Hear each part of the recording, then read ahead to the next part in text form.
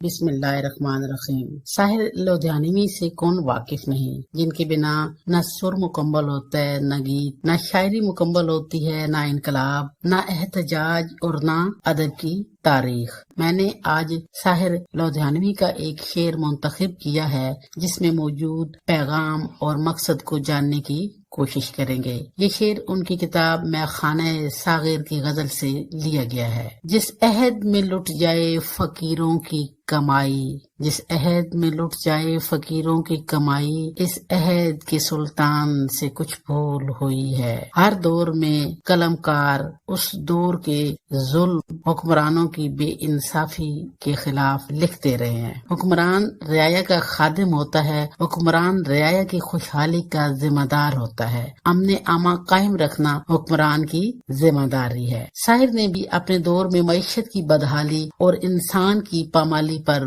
بہت لکھا ہے۔ ہر ذی شعور اور حساس انسان اپنے دور میں انسان کی پامالی و بدحالی کو محسوس کرتا ہے۔ شاعر لدھیانوی نے بھی اپنے دور کی معاشی اور معاشرتی بدحالی اور طبقاتی تقسیم پر خوبصورت انداز میں احتجاج کیا۔ زیر بحث شعر میں شاعر نے اس حکمران کو خطاوار اور مجرم ٹھہرایا ہے جس کے دور میں غریب بے امان اور پریشان ہو۔ انہی کی نظم تاج محل میں بھی طبقاتی تقسیم کے خلاف احتجاج ہے۔ یہ سبزہ زار، یہ جمنا کا کنارہ، یہ محل، یہ منقش در و دیوار، یہ محراب، یہ طاق، یہ منقش در و دیوار، یہ محراب، یہ طاق، ایک شہنشاہ نے دولت کا سہارا لے کر ہم غریبوں کی محبت کا اڑایا ہے مذاق۔ یوں تو تاریخ ایسے احرار کی مثالوں سے بھری پڑی ہے جنہوں نے ظلم اور ناانصافی کے خلاف آواز اٹھائی، مگر میں صرف قلم کاروں کا ذکر کروں گی اور وہ بھی صرف 2-4 شعراء کی مثالیں پیش کروں گی جنہوں نے شاعر کی طرح اپنے دور میں ظالم حکمرانوں کے خلاف کسی نہ کسی طرح احتجاج کیا۔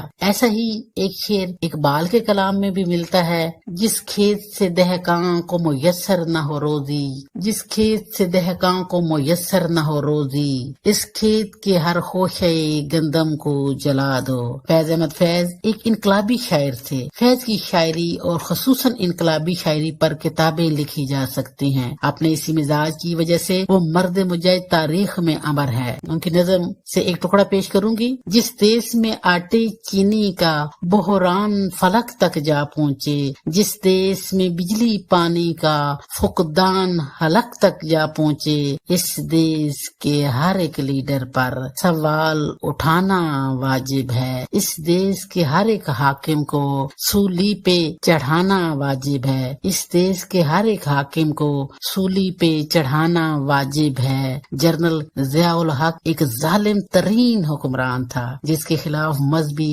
سیاسی اور ادبی تحریکوں نے بھرپور احتجاج کیا۔ اسی دور میں احمد فراز نے ایک نظم حصار لکھی جس کی وجہ سے انہیں جہل کی ہوا بھی کھانا پڑی: میں کٹ گروں کہ سلامت رہوں یقین ہے مجھے، میں کٹ گروں کہ سلامت رہوں یقین ہے مجھے، کہ یہ حصارِ ستم کوئی تو گرائے گا، تمام عمر کی ایذا نصیبیوں کی قسم، میرے قلم کا سفر رائے گا نہ جائے گا۔ اسی آمرانہ حکومت کے خلاف حبیب جالب نے آواز اٹھائی اور کوڑے کھائے: دیپ جس کا محلات میں ہی جلے، چند لوگوں کی خوشیوں کو لے کر چلے، وہ جو سائے میں ہر مصلحت کے چلے، ایسے دستور کو صبح بے نور کو، ایسے دستور کو صبح بے نور کو میں نہیں مانتا، میں نہیں مانتا، ایسے دستور کو صبح بے نور کو میں نہیں مانتا، میں نہیں مانتا۔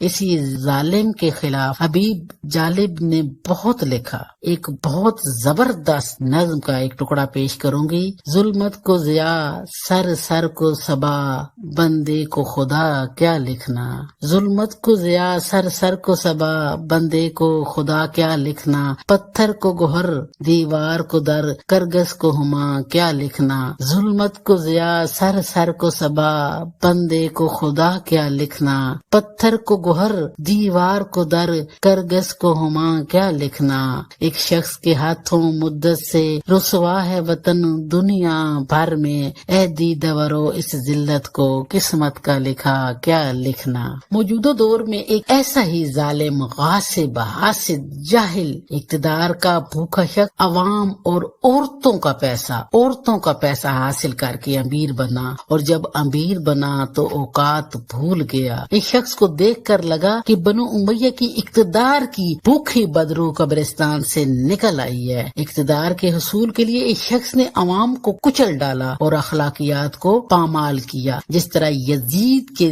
دور میں 3 فتنے تھے، کربلا کا واقعہ تکلیف دے، واقع ہرا تکلیف دے، مکہ پر چڑھائی تکلیف دے۔ عمران خان کے دور میں بھی 3 فتنے اٹھے ہیں، دھرنوں کا فتنہ، کورونا کا فتنہ۔ کورونا اتنا فتنہ تھا نہیں جتنا کہ عمرانی فتنہ سے منسوب ہو کر خطرناک ثابت ہوا۔ دھرنا کا فتنہ، کورونا کا فتنہ اور مئی میں گرفتاری کا فتنہ، یہ 3 ایسے واقعات ہیں جن کی بدولت ملکی معیشت تباہ ہوئی اور عوام بے حال ہوئی۔ میں ان تینوں ادوار کی گواہ بھی ہوں اور متاثرین میں شامل بھی ہوں۔ پتہ نہیں یہ حاجی کس فرعون، کس نمرود، کس شداد، کس قارون، کس حامان اور کس یزید کے خلاف نکلا، کس فتوے، کس دلیل اور کس کے حکم پر اس نے دھرنے دیے۔ یہ نبی ہے، ولی ہے یا امام ہے؟ چلو ذرا کم پہ آتے ہیں۔ صادق ہے، مومن ہے، جو بندہ ہے پاکستانی اور اس کی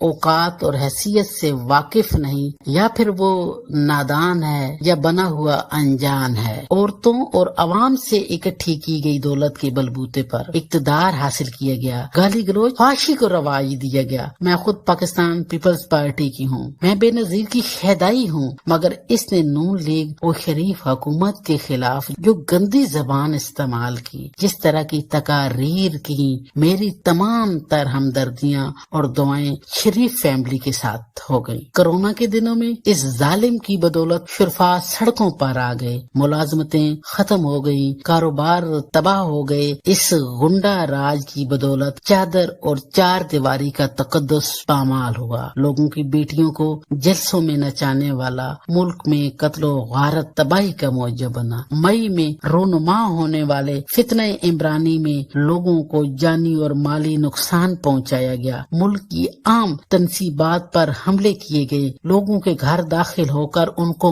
مارا گیا۔ اس دن ملک کی جو صورتحال تھی میں اس کی چشمدید گواہ ہوں۔ کوئی قانون، کوئی طاقت ان بفرے ہوئے درندوں کو روک نہ سکی۔ پاکستان کی کروڑوں کی آبادی، پاکستان کی طاقتور فوج، پاکستان کی عدلیہ فتنہ عمرانی کے سامنے بے بس ہو گئے۔ ایسے حالات جب ضیاء الحق جیسے ظالم حکمران کے دور میں تھے تو حبیب جالب نے نظم لکھی تھی، ظلمت کو ضیاء، بندے کو خدا کیا لکھنا۔ میں نے فتنہ عمرانی کے خلاف ایک نظم لکھی، بحران کو عمران بھلا کون لکھے گا، بحران کو عمران بھلا کون لکھے گا، بحران کو عمران بھلا کون لکھے گا، شیطان کو انسان بھلا کون لکھے گا، شیطان کو انسان بھلا کون لکھے گا، تا حد نظر پھیلی ہے تلخی و تباہی، تا حد نظر پھیلی ہے تلخی و تباہی، نقصان کو فیضان